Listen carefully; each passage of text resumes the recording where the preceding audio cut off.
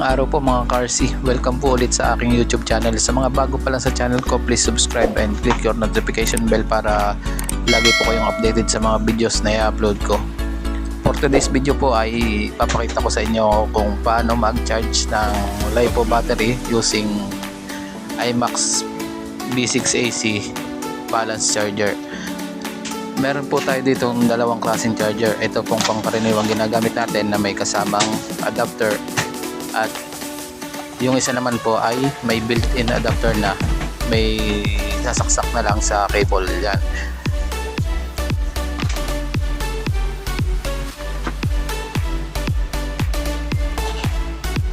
So ito po ang ating gagamitin ngayon, itong IMAX B6AC.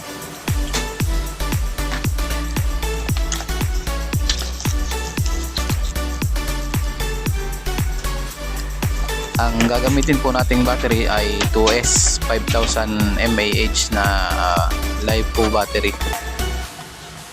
Yan, saksak muna natin ang cable niya, yung pinaka power niya.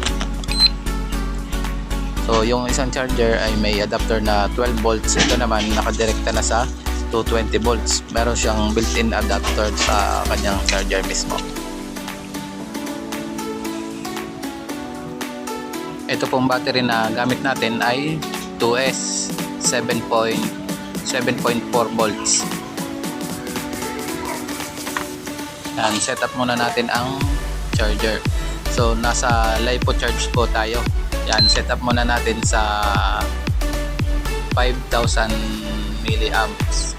Dahil 1.5 lang nakalagay, lalagay natin yan sa 5.0.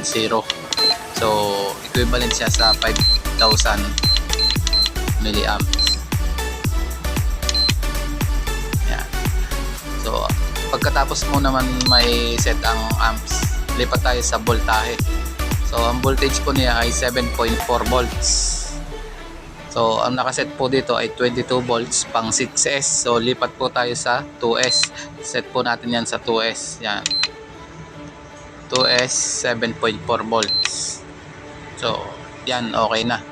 So pag ganyan po, lolong press po natin para mag charge. Pero hindi po siya magcha-charge dahil hindi po nakasaksak ang battery natin. So mag-a-alarm po yan. So saksak muna natin ang battery. Medyo mahirap lang dahil wala akong taga-hawak ng camera.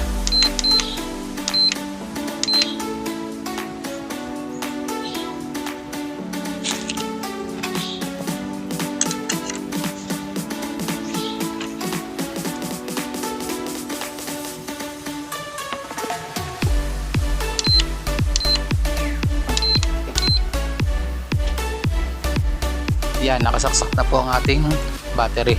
Ito po ang XT60 at ito naman po ang balance port nya.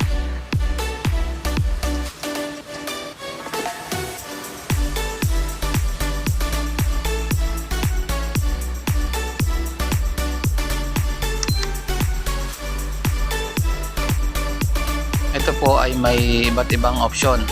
Yan, LiPo fast charge, LiPo storage charge, LiPo discharge, LiPo charge at balance charge. So lagi po natin gagamitin dyan ay balance charge. So gagamit lang kayo ng ibang option pag kinakailangan.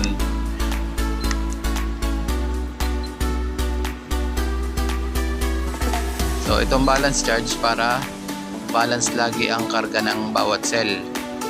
Ito namang fast charge kapag nagmamadali, kapag nasa karera, laging fast charge. So set din natin yan sa 5.0 dahil ang ating gagamitin battery ay 5.0 at 7.4 volts. Yan, lipat natin sa 7.4 volts. Next option naman ay storage charge. Yan, importante yan kapag hindi nyo ginagamit ang battery. So kailangan natin i-storage sa kanyang stock na karga. So ang stock na karga niya kada cell ay 3.7 volts. So kapag 2S ay gagawin natin 7.4 volts. Yan. Ito naman ang LiPo charge at balance charge. So lagi tayo sa balance charge kapag magkakarga. So kapag magkakarga naman, long press lang natin. Yan. So okay na yan. At kapag mag-check naman ng karga ng bawat cell ay press lang natin ang increase o decrease para makita natin ang kanyang charge. So dito natin makikita kung balance ba talaga siya. Yan, balance naman siya. Yan, dahil 2S yan, dalawang cell nang nagkakarga dyan. So okay na yan. Yan, nagkakarga na yan. At kapag full naman ay mag-alarm na yan. So kapag full charge, hindi na siya mag-charge, titigil na siya automatic. So ganun lang kadali. Salamat.